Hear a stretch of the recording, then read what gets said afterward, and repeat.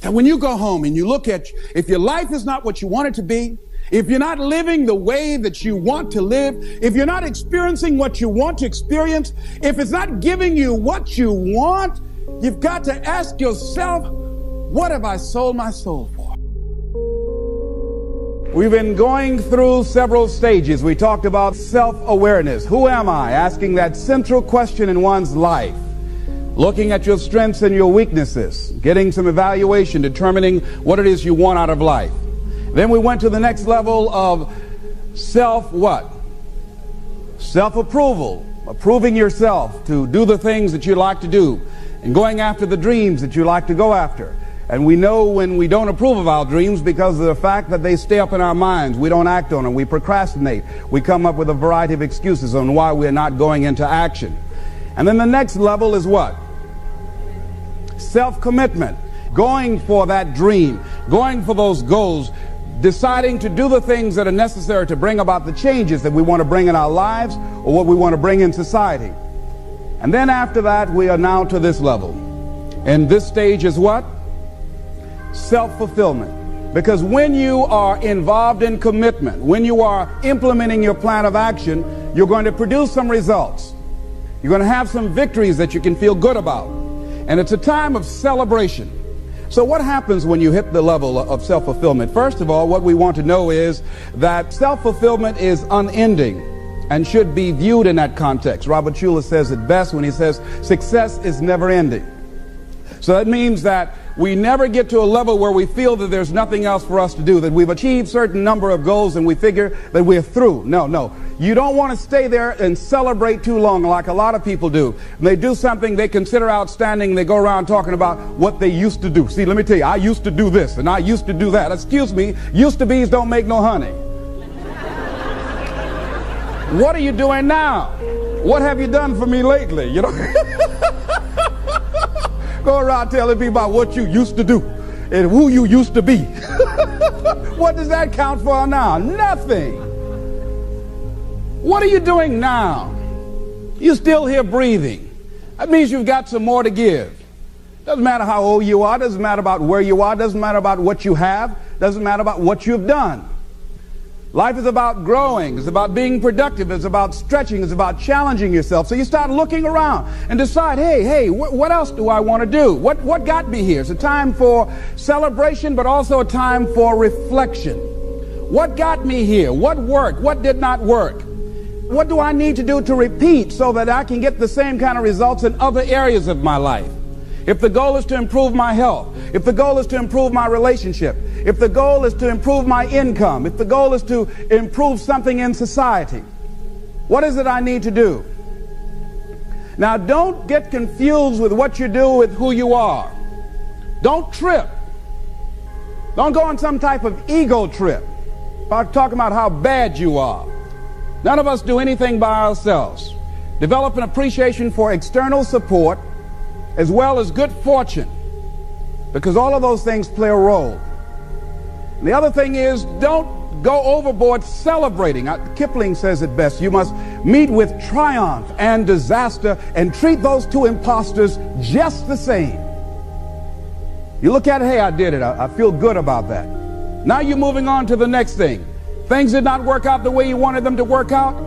You didn't produce the results you wanted to produce. Hey, miss that. Win some, you lose some.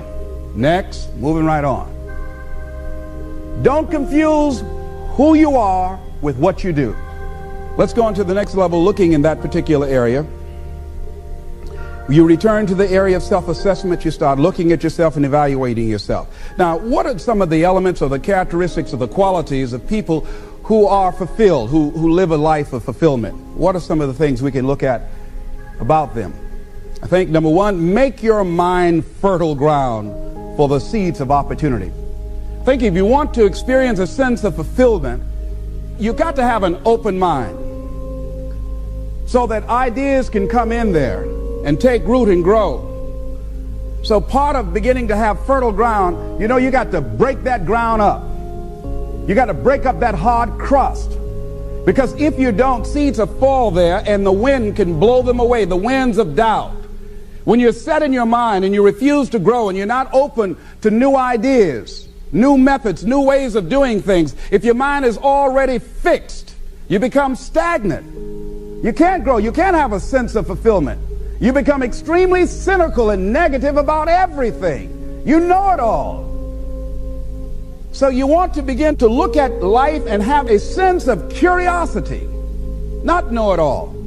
You want to keep learning, keep growing, and realize that we had a theme. You never find out how much you know until you find out how little you know. And there are some people you can't tell anything. They have all the answers. Oh, I've already done that. Larry DeAngie was telling me, he said he was on a plane and he was observing two men talking, and the guy was reading a magazine. He looked at the guy next to him and said, would you like to read this magazine, share this magazine I have? No, I read that before. Don't like it. Don't like it. Okay. So he had a newspaper. He said, what about the USA Today? No, I read that before. Don't like that either. Tried that once. Don't like that.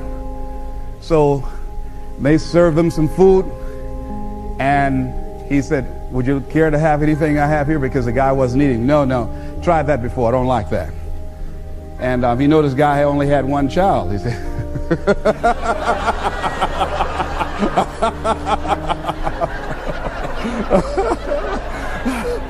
what Larry was trying to say is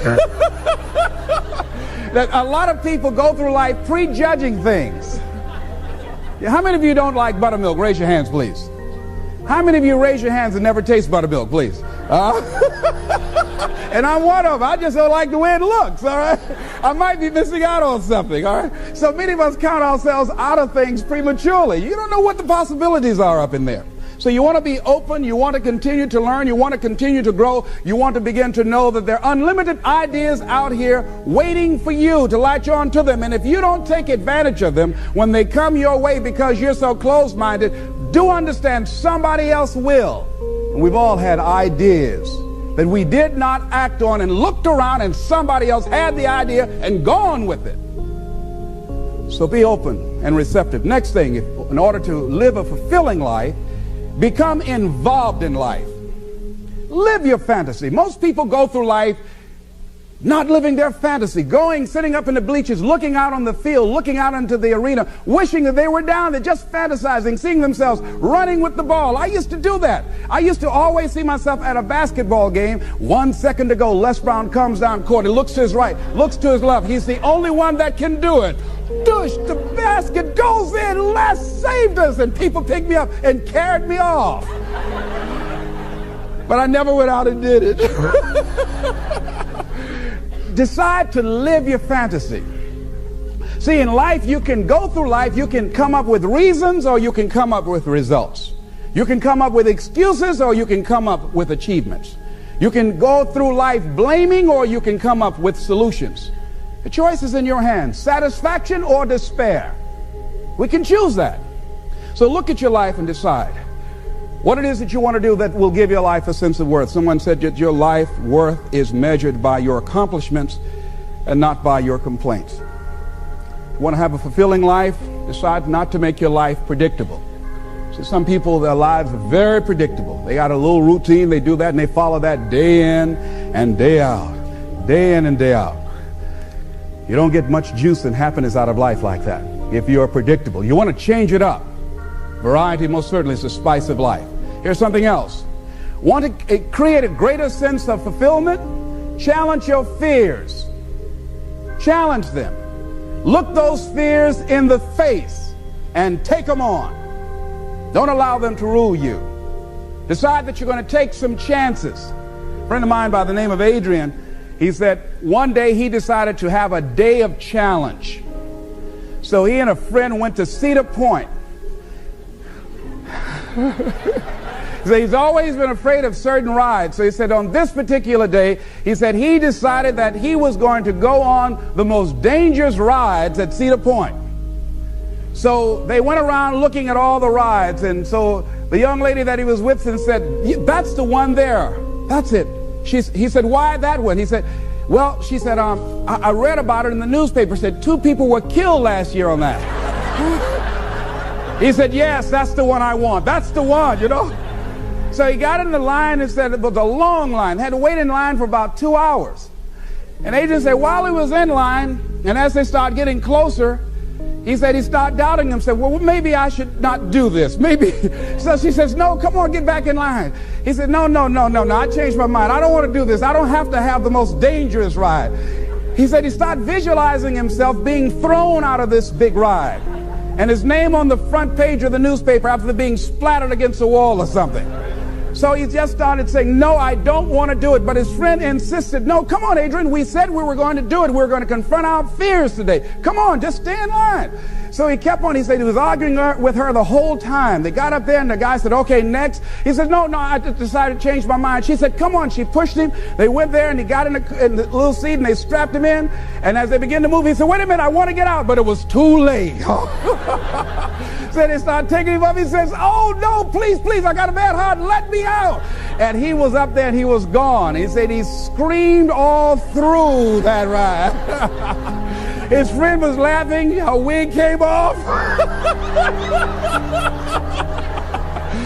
Before they finished, he'd lost his partial. When he got off, he was gumming it. Yeah?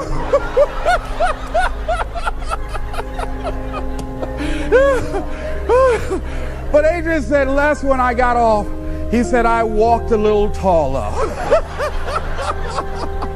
And he said he felt good inside. And one of the things he said, hey, it wasn't that bad after all. And we've all had experiences, things that we dread doing. And when we finally did it, we say, hey, it wasn't as bad as I thought it was going to be. Raise your hand if you ever had that experience before. Hey, I just thought I'll die if I did this. I didn't die. I'm still here. And ladies and gentlemen, that's what most people miss out of life. You've got to be willing to risk. If you're not willing to risk, you can't grow in life. Life has no power when you're not willing to risk. Somebody wrote this and it was given to me. It said, to laugh is to risk appearing the fool. To weep is to risk appearing sentimental. To reach out for another is to risk involvement. To expose feelings is to risk exposing your true self. To place your ideas, your dreams before a crowd is to risk their loss. To love is to risk not being loved in return. To live is to risk dying. To hope is to risk despair. To try is to risk failure. But risk must be taken because the greatest hazard in life is to risk nothing. The person who risks nothing, does nothing, has nothing, is nothing.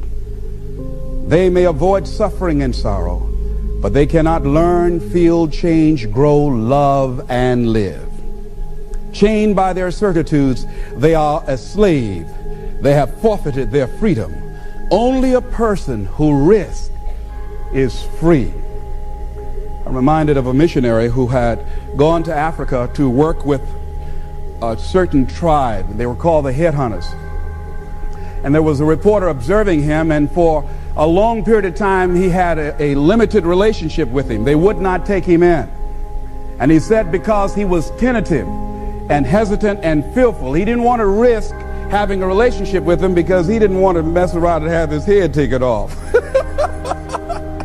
He had this fear, and obviously it showed, and the tribesman sensed it. So one night he was sleeping and he made a decision, because the reporter came back and saw him, and he had an incredible relationship with the tribesmen, these headhunters.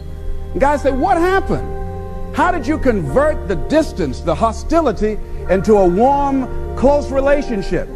He said, I had a dream one night. He said, I was thinking, and he said, I dreamed. He said, what's my passion? What's my life goal? He said, I always wanted to be a missionary. And he said, this is the work I love. And he said, in the dream, he asked himself, how much do you love it? I said, I'm willing to die for this dream. And he said, and he thought about that when he woke up, that he loved doing this so much that if it was in fact his passion, that it was in fact his life's work, he's willing to die for it. And so therefore, he said, he had no longer any fear of death. And he went in there and started working with them. And obviously, they picked that up. And he said something else that was profound. He said, when you no longer fear dying, what else can life threaten you with? What else? See, when you are willing to risk all of it, when you're making that kind of commitment, somebody always defined commitment, I love it, said next time you have bacon and eggs, look at it, say the chicken was involved, but the pig was committed.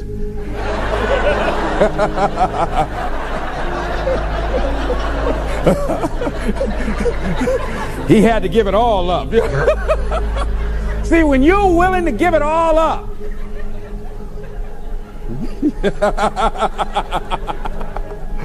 see, that's what life is. See, you've got to be willing to give it all up.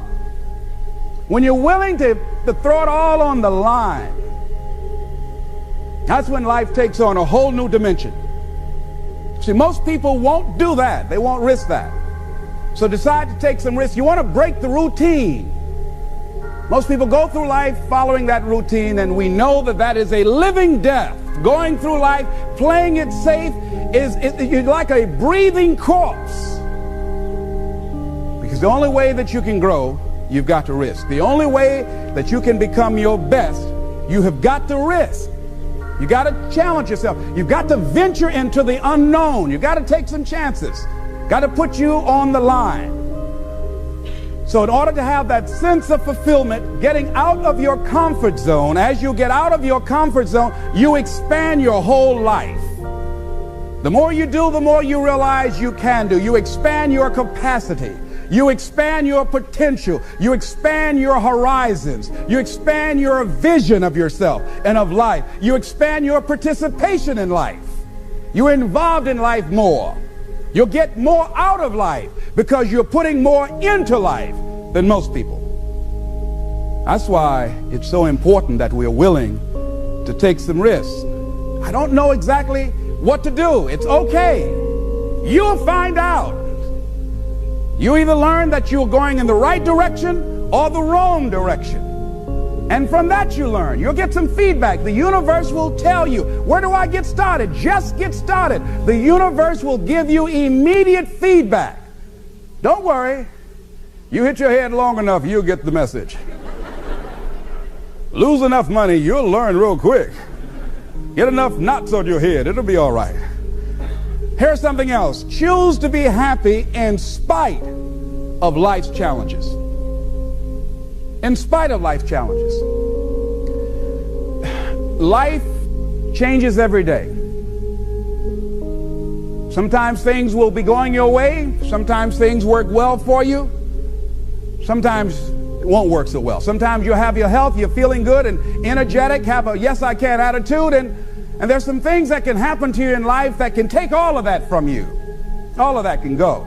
Sometimes you might be financially secure, and a sickness, one sickness can wipe out an illness. Life always changes. But you can choose in the midst of all of this that's going on to be happy in spite of it. In the good times and in the bad times, you can make a choice. Viktor Frankl, he talks about that. He said the last of the human freedoms to choose one's attitude in any given set of circumstances, to choose one's own way. Douglas Matlock has a poem I love entitled It's Fine Today. He said, sure, this world is full of trouble. I ain't said it ain't. Lord, I've had enough and double reason for complaint. Rain and storm have come to fret me. Skies are often gray. Thorns and brambles have beset me on the road. But say, ain't it fine today? What's the use of always weeping, making trouble last? What's the use of always keeping thinking of the past? Each must have his tribulation, water with his wine. Life, it ain't no celebration. Trouble, I've had mine, but today is fine. It's today that I'm living, not a month ago, having, losing, taking, giving, as time wills it so. Yesterday, a cloud of sorrow fell across the way. It may rain again tomorrow. It may rain, but say, ain't it fine today? Isn't that good? I like that. So even if a cloud of sorrow comes over here, ain't it fine today? Living in the moment, getting everything we can out of where we are in the moment where we are right now. Living in the present. The other thing is willingness to let people and things go. You want to live a life of fulfillment. You've got to be willing to let certain people go in your life, especially if they want to go.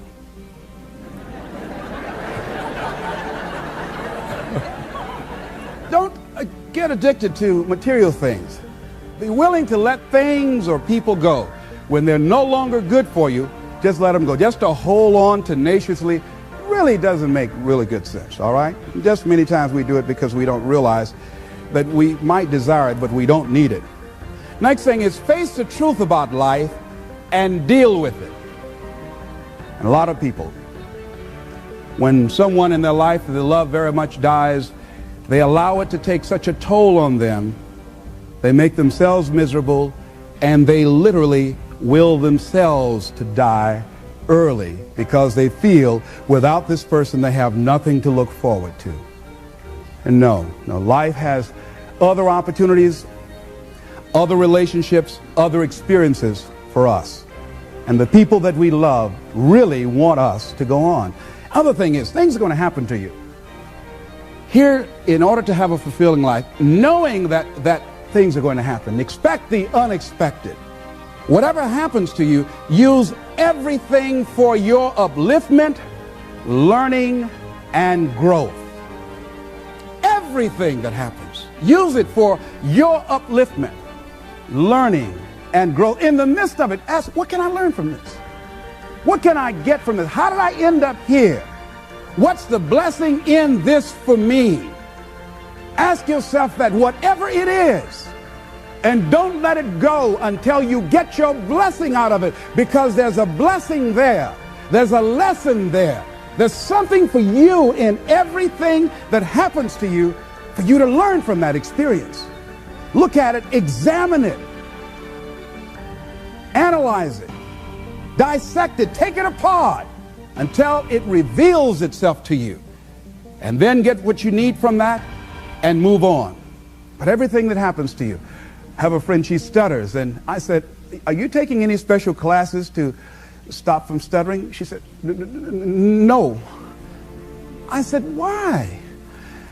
Because it helps my business. I said, how? When I go in to somebody, I say, now, if you're busy, I'll come back because I stutter. And they used to say, oh, no, you can tell me right now. And then she say, well, this is my product. And she said, after she goes through it, and if they say no, she said, well, you didn't understand.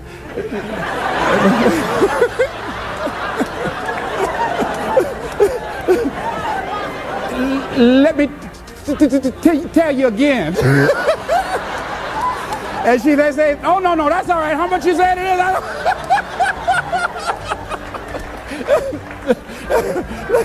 That's all right. Don't tell me no more. That's all right. Just let me know how much I need to give you so you can get on out of here.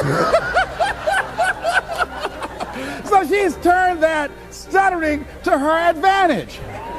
Somebody says, if life give you lemon, write yourself a lemon cookbook. You know? So everything. I have people say to me, hey, I really feel sorry, for you. The fact, it's a shame they labeled you educable mentally retarded. I said, it's okay. I've told this story before. AT&T, Procter & Gamble, McDonald's Corporation, Xerox, they pay a whole lot of money to head, too. What would I have to say if they hadn't done that? Whatever happens to you, turn it to your advantage. So I have now made that a blessing for me as opposed to a handicap. I went and proved them wrong by engaging in self-study and consciously working to develop myself. So now they have to ask themselves, what were we thinking about when we labeled this guy? What was going on? And then there are people who look at me and say, wait a minute, this guy, he labeled it, what? Retarded, you got to be kidding. If he's done what he's done, what can I do with what I've got? That's what happens. So when I get through talking and motivating a sales force, they leave there ashamed not to be motivated. Say, that retarded guy can do it. I know I got to do something. They're ready to run out the room, I got to do something up in here. Oh, no, no, no, no. Am I making any sense to you? Huh? Here's something I encourage you to do. Whatever you do, do it in a consciousness of love. See, if you love what you do, and if you decide to love people, to make wherever you are an experience of love, just decide to be a loving person, regardless if the people you're around are loving or not. Just see, I've never read anywhere where they say God has love. I've never read that. But how does it go? What is it? God is love, not that God has love. Now, if we are the children of God, we are the offsprings of God, then we are what? Love. See, love is not an emotion. Love is not something you can give. You can't give love. You must be love. You've got to be a loving person. So as you operate in that consciousness, and this comes not just overnight with enlightenment or insight or just someone recommending that, but with practice. Practice and practice and practice and doing it and doing it and doing it and working consciously. How do you do that? With all of the evil things and evil people, how do you do that? Well, one of the things is we've got to practice to be non-judgmental, to suspend judgment. That if you can, in the midst of where you are, I know a gentleman by the name of Jeffrey in Chicago. When I go there to do my training, he's a quadriplegic. He used to be a bitter young man. He's involved in a car accident and is paralyzed. Cannot move his neck. Quadriplegic, complete. Used to be very bitter, very angry. He decided to become a loving person as a result of Jeffrey's decision. Jeffrey's life has taken a dramatic turn. He is now an inspiration and a blessing to other people. There are people who say, wait a minute. And I know one guy in particular who's always a cynical, negative guy, and I introduced him to Jeffrey. He said, if this guy could be pleasant and loving and have a smile on his face, how can I worry about this little stuff I'm worried about? How can I allow life to get next to me? How can I talk about being depressed when I can get up and move around and walk around? And Jeffrey can't do that, and he's confined to this wheelchair. Jeffrey has decided in a spirit of love to make his life a blessing to other people. He's going back to school. He writes with a pencil in his mouth. He is determined. Sometimes he becomes a little frustrated. Sometimes he does get a little depressed, but he doesn't allow it to keep him there. He's a loving spirit. You can feel it in his consciousness, just being around him. You can look at him and feel good inside. He's an inspiration to the people that come in contact with his life. That's a decision that he has made. And I feel that we can all make that decision. And through practice of being loving and giving out what we want, that we can become that kind of person in spite of the circumstances. Emmett Fox said, love is absolutely invincible. He said that there is no difficulty that enough love will not conquer, no disease that enough love will not heal, no door that enough love will not open, no gulf that enough love will not bridge, no wall that enough love will not throw down, no sin that enough love will not redeem. It makes no difference how deeply seated may be the trouble, how hopeless the outlook, how muddled the tangle, how great the mistake, a sufficient realization of love will dissolve it all. If only you could love enough, you would be the happiest and most powerful being in the world. And he ends it in a scripture that says, God is love, and he that dwelleth in love dwelleth in God, and God in him. Decide to be a loving experience in life. That whatever work you have to do, do it lovingly. That whatever relationships that you have, just decide to be more loving, more giving, more caring, more concerned, more sensitive than you've ever been before. But what if you don't get it back? It would be great if you get it back. It would be great. But don't count on it. You might get it back and you might not. But don't let someone else determine who you're going to be. Be who you are. Give what you want. Why? Because you want it back? No. Do it because that's who you are. Do it because that's how you've decided to live your life. Do it because it gives your life a sense of fulfillment and worth and self-respect. When we get off center, when we allow people or circumstances to determine whether or not we are loving because of the way they treat us or because of what we are experiencing, then we are not operating at cause in our lives. We are not controlling our destiny. We're not determining what happens to us and for us. And that's the power that we have been given, the power to choose ye this day whom you will serve. Who will you serve? Those negative feelings and emotions, anybody can hate. Anybody can be revengeful. Some people rather get revenge than get ahead in life.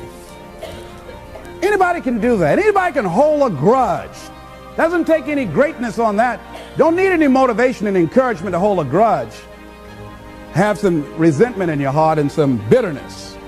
But the real challenge about growth and moving into your greatness, it's about being who you are, being true to you. I say, as you look at life, here's something I like, what Charles Fillmore said at age 94. I fairly sizzle with zeal and enthusiasm as I spring forth with a mighty faith to do the things that ought to be done by me.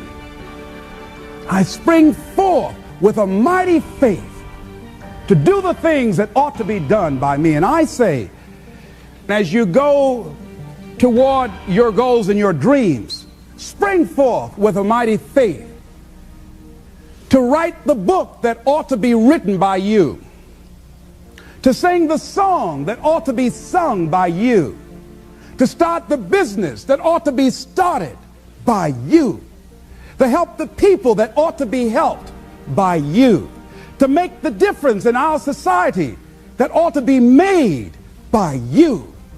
Determine, what is my life work? What is the work that I ought to do? How is it that I can make my life a great experiment? How is it that I can make the contribution that I showed up to give?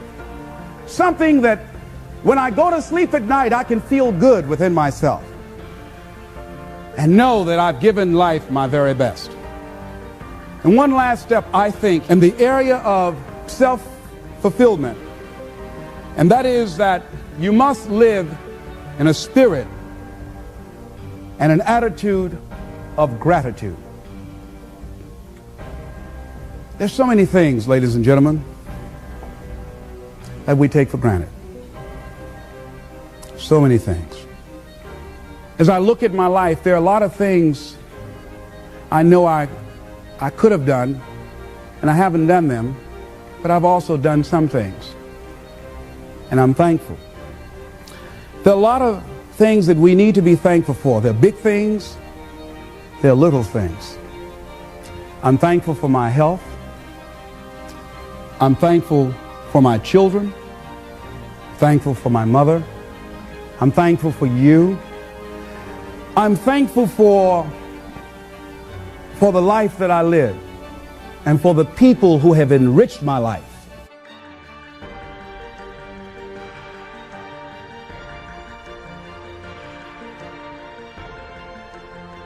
The reason that we are here this evening to talk about Joe versus the volcano.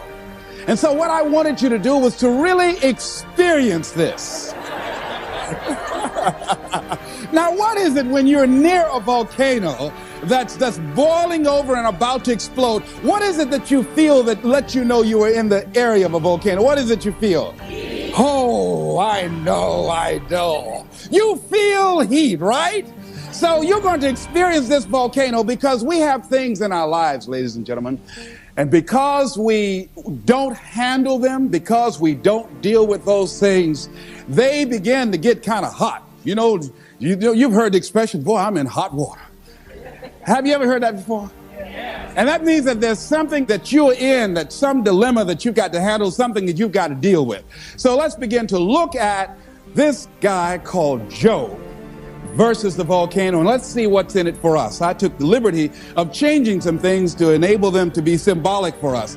And Tom Hanks plays this role, and for those of you that have not seen the movie, it's about a guy who was going to work every day. It was very depressing. I mean, when you see it, the photography is very dingy looking and gray and very dim lighting, and the people are going in looking drab, doing the same old thing every day in the same old way. Some of you work with people like that. There are faces that you wish you never ever saw. Am I right? If you never saw them again, it would be too soon. Am I right? I'm going right. All right. So this is what was going on. This guy was going into this job where it was a dead-end job. He wasn't happy. He was miserable. And many of us can identify with that. He knew that he was capable of doing more, but he had really given up on himself. He had really sold himself out. Yeah, some of us have done that. He made a trade-off. For whatever reason, he decided to do this. That's why we can identify with it. And the volcano is symbolic of the challenges that we invariably face in life, of the problems that many of us run away from handling. And he had to handle this. And how did he come in contact with this volcano? Well, what happened was he was going to this doctor constantly. He's a hypochondriac because he wasn't living his purpose. His dream had not found his life work. He would create illnesses for himself. And so what happened in the process, this doctor decided, he set him up really. See, when you're not living your goal, you go through life living like a victim. People can set you up for anything. They can run any kind of game on you and you go for it. I had a saying when I was in radio, stand up for what you believe in because you can fall for anything. Well, Joe didn't believe in very much, including himself and his dreams, see? So he was very vulnerable.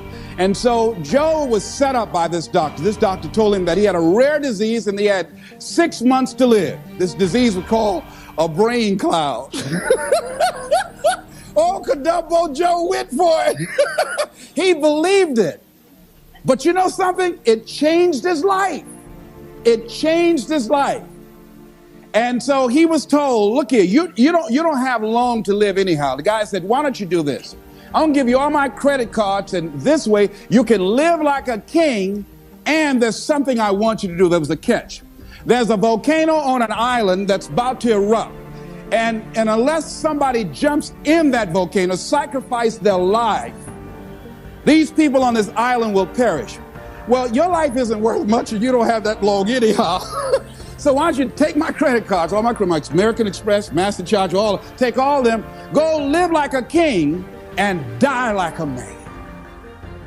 And Joe said, okay. What did he have to lose? He was going to die anyhow. And his life didn't have any meaning and value to him as it was. So this was no big sacrifice on Joe's behalf.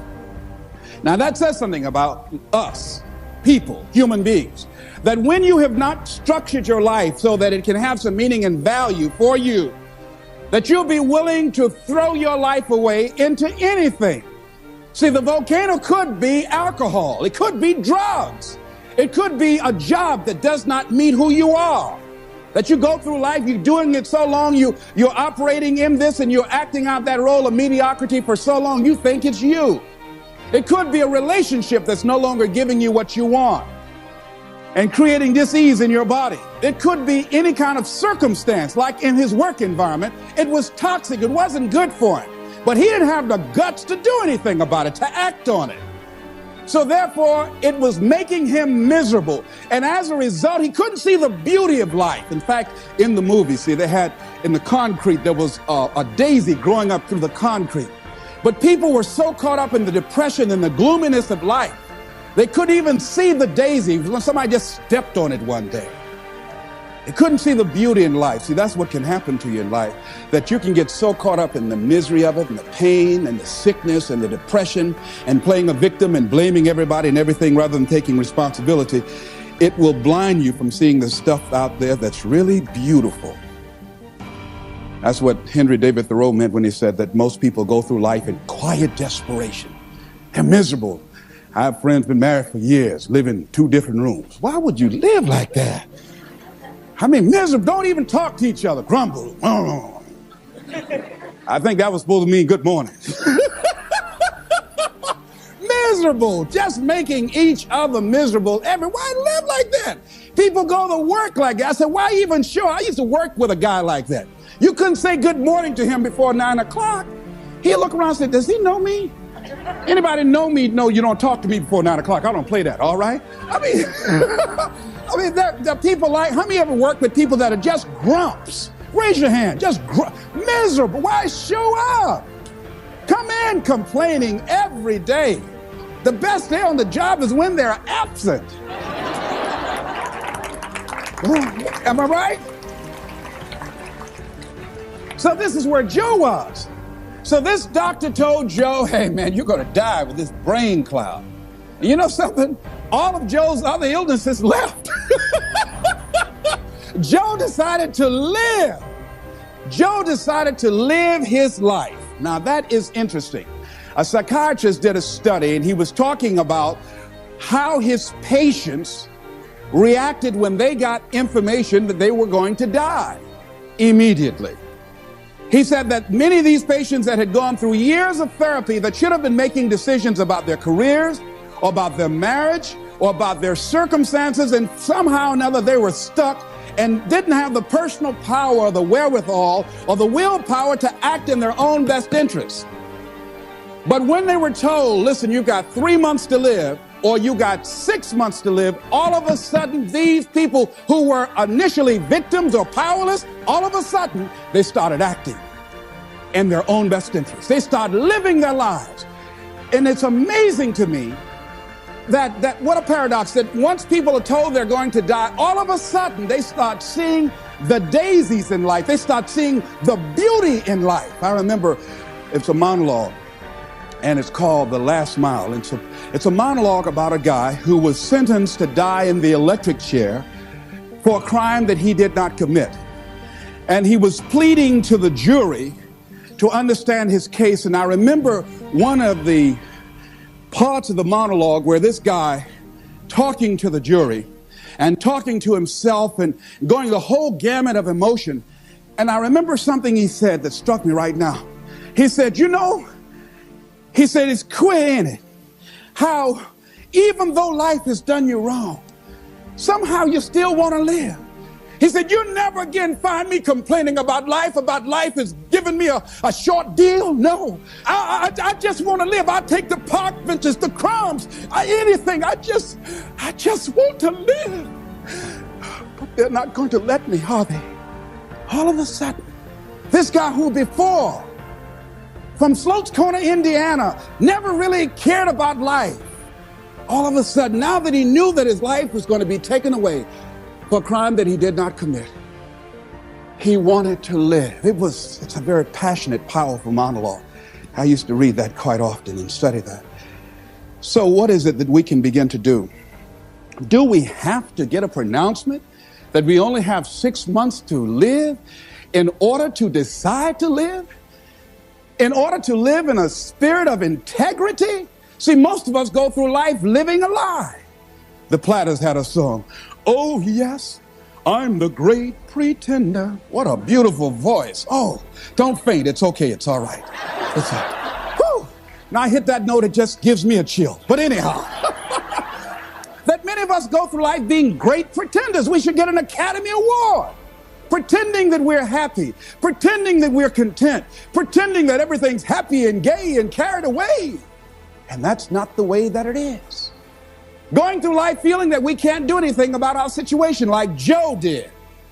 But when they told Joe he was going to die, Joe became a new person, went back to work, and the young lady he'd been wanting to talk to for a long time, he said, hey, I want to take you out. He wasn't worried about rejection. Joe had his eyes on her. He said, Lord is my shepherd, I'll see what I want. Oh, Joe said, I might be going, but I ain't dead yet. He wanted a little bit more living. You hear me? I like that, Joe. Don't lose that. Don't lose that. All right. So here's what I think that we can begin to do to live our dreams, to begin to let life take on some new meaning for us, some new power and some new value, is to begin to look for the daisies in your life right now where you are. Regardless of what's happening to you, regardless of what's going on with you, begin to look for some beauty in it. Begin to look for some lessons that you can learn from where you are and what you're going through. See, the volcano. See, when Joe jumped into the volcano, and he eventually did that with a young lady that fell in love with him, they were thrown out of the volcano and they survived. Think about that. Now, see, I think that when you decide to take a leap and you handle the challenges that you're facing, read something about fear. That's one of the things that keeps us from beginning to live life. Here's what happened. This guy, John Rogers, wrote that. He said, when people take the courage to journey into the center of their fear, they find nothing. It is only many layers of fear being afraid of itself. And Eleanor Roosevelt said, you gain strength, courage, and confidence by every experience in which you really stop to look fear in the face. You're able to say to yourself, I've lived through this horror. I can take the next thing that comes along. You must do the thing you cannot do. See, that's what the volcano is. It is the thing that we cannot do. And because it is that, we must do that. Once fear is acted upon, the death of fear is certain. So what volcano you have in your life? Let me ask you some questions here. If you had 6 months to live, what would you do differently with your life? What would you do differently? Would you have the same job?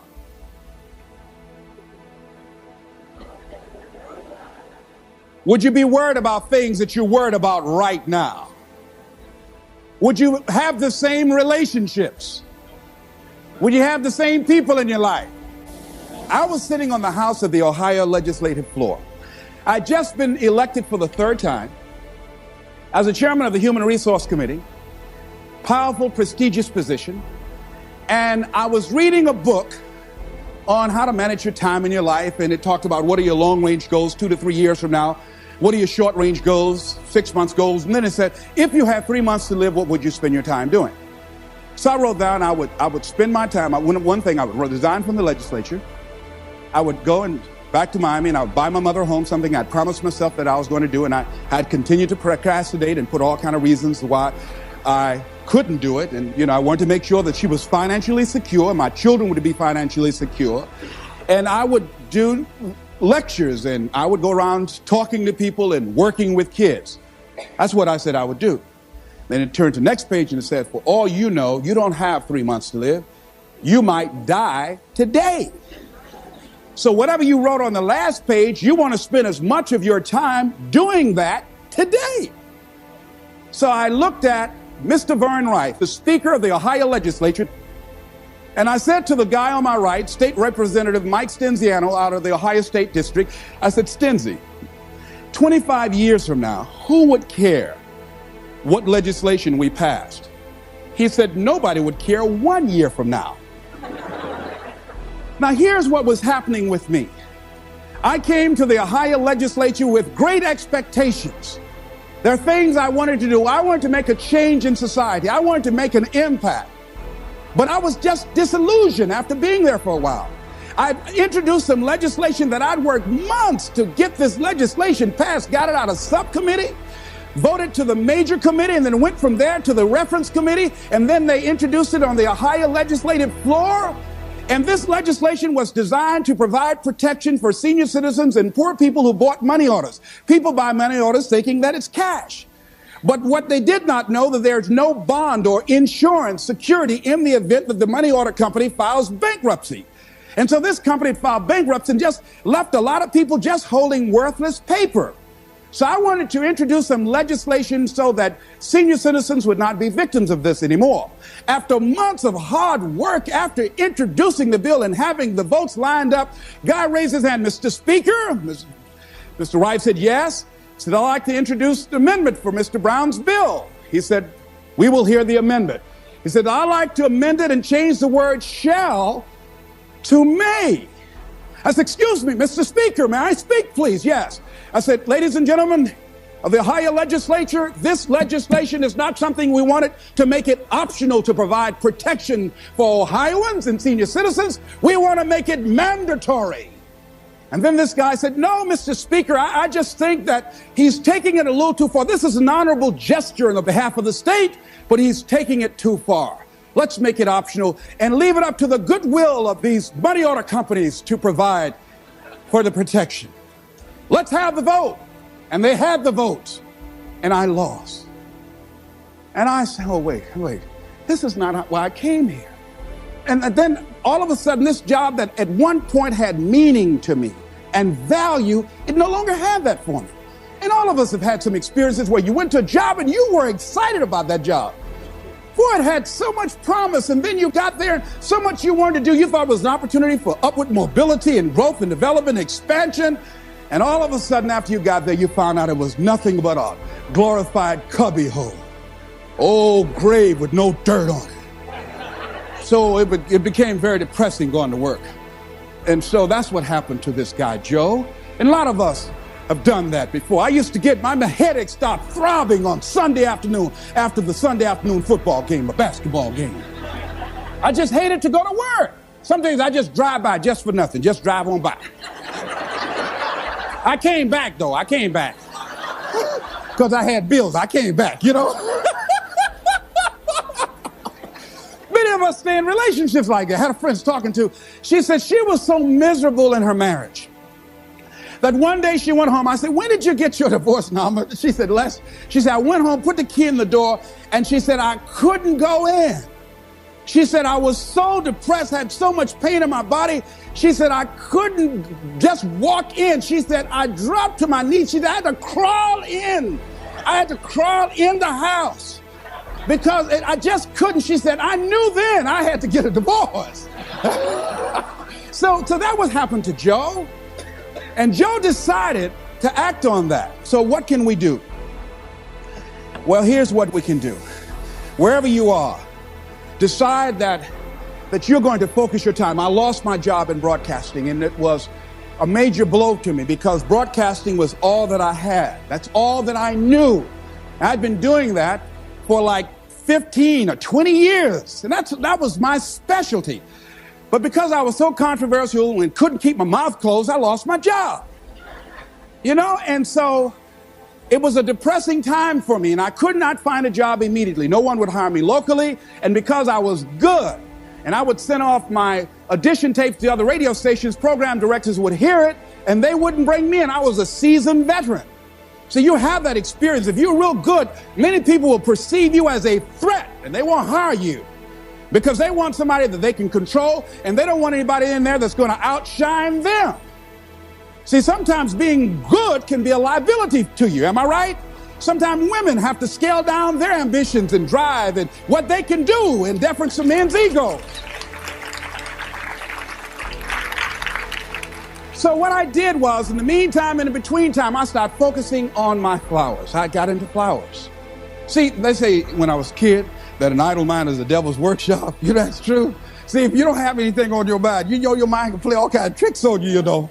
See, when I wasn't busy, sometimes I wanted to call Bert Childs. I said, Bert, can I get my job back? My mind was saying, well, if all you had to do just keep your mouth shut, now you unemployed. Running your mouth, walk, walk, walk, walk, walk, walk, walk, walk. Why'd you just shut up? They told you to shut up. Man told you you're going to get fired.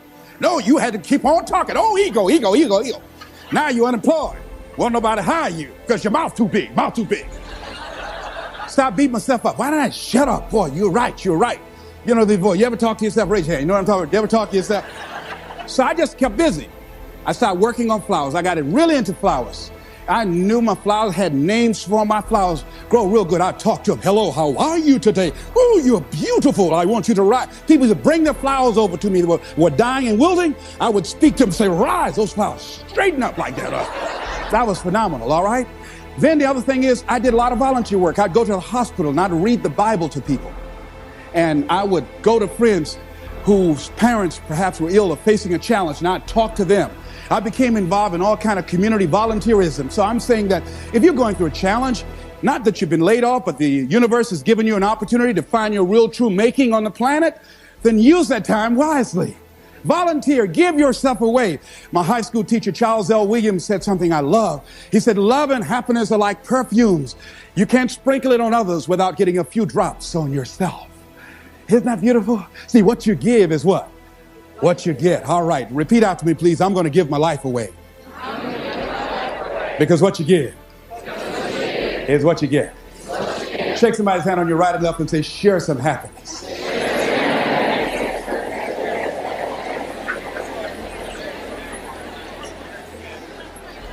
Now, here's something else. Fear of change. See, the reason that I think that Joe stayed there as long as he did, Joe feared change.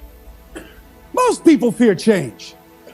A lot of people stay in jobs where they're miserable or stay in relationships where they're miserable. Sometimes in order to begin to see the daisies in life, you've got to be willing to change cities, change friends, change relationships, change jobs.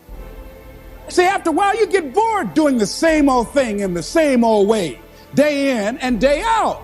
Human beings were designed to achieve. And when you're not on a path of developing your greatness and growing and being more productive and being more effective, then your life literally becomes depressing, just like Joe. So Joe was resisting change. And as a result of resisting change, Joe made some trade-offs. See, this psychiatrist talked about the fact that these people who had been on his couch for months and years, not being able to make decisions about things, but when they found out that they were dying, they got up and started making all kinds of decisions. They decided no longer to sell out. And you know what happened to me when I lost my job? You know what I think it was, what life said to me more or less? Les Brown, you know you can do more than what you're not doing. Les Brown, you have sold out. Les Brown, go home, go in your drawer, pull out your check stubs and see how much you've sold your soul for. See, one of the things that got me about the movie is what Joe said to his boss after the doctor told him he was going to die. He went back to work and he confronted him. He said, because I was afraid, too afraid to live my life, I sold it to you for $300 a week.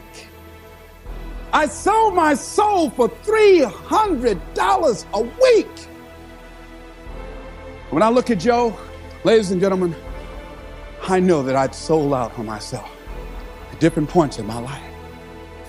And when you go home and you look at, if your life is not what you want it to be, if you're not living the way that you want to live, if you're not experiencing what you want to experience, if it's not giving you what you want, you've got to ask yourself, what have I sold my soul for? Remember that song? 16 ton. And what do you get? Another day older and deeper in debt. Saying, Peter, don't you call me 'cause I can't go. I owe my soul to the company store. Oh, no, this is not Luther Vandross tonight. No. Last time I sung, Luther called my hotel and made a bomb threat. No. That song is depressing, ladies and gentlemen. That many of us have sold our souls for a home in the suburbs or a brand new car or 3 meals a day and a roof over our heads. Or because we want to be popular with our friends. See, when you decide to make a change, it's challenging. But there's going to be some resistance. Everybody is not going to agree with that. There's a price to pay. Am I right? See, when I had to think about getting a divorce, it was time for me to grow. And sometimes you stay in a situation too long. Many times you say, well, I need to do it for the kids. Well, see, staying there too long can be harmful to the kids. I had a friend of mine who finally got a divorce after agonizing it. She said, I stayed there as long as I did for the kids. She said, but if I had it to do over again, I would have left sooner because it wasn't healthy for them. And it wasn't healthy for me. Many of us stay in jobs where it's no longer good for us to be there. But because we can't see ourselves having the capacity to do more and to achieve more and can't see life after that job, we stay there as victims, volunteer victims. Because nobody's making us do it. We volunteer to be victims. We volunteer not to be in charge of our destiny. We volunteer. We willingly do it. If you're going to sell out, don't do it in a hurry. Do it slowly. Let somebody come and have to take it from you. Don't just give it up willingly. And that's what Joe had done. Thinking about a guy who he had everything going for him. Went to Harvard, became a lawyer, joined a large, prestigious law firm, married the perfect wife, had children. And guess what? He was going through the motions day in and day out, but it wasn't giving him what he wanted out of life. He was going through an act. He was acting on a role. And one day, he couldn't get out of bed. He was just there in bed, couldn't get up, paralyzed. They got the doctors. They looked at him, examined him from head to toe, and said, there's nothing physically wrong with him. Get up, John. Come on, get up. He couldn't get up. He stayed like that for months, had to take therapy.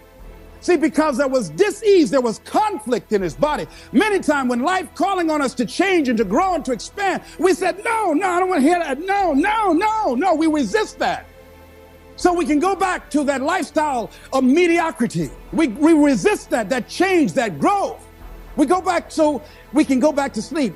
Winston Churchill said the truth is incontrovertible. Malice may attack it, ignorance may deride it, but at the end, there it is. Carlyle said, truth crushed to earth shall rise again. And we know scripture says, ye shall know the truth, and truth shall set you free. But the truth that will set men free is the truth that men don't want to hear. See, we don't want to hear. You got to change. You got to take responsibility for your stuff. You got to clean your act up. You are not your act. You need to get your life together. We don't want to hear that.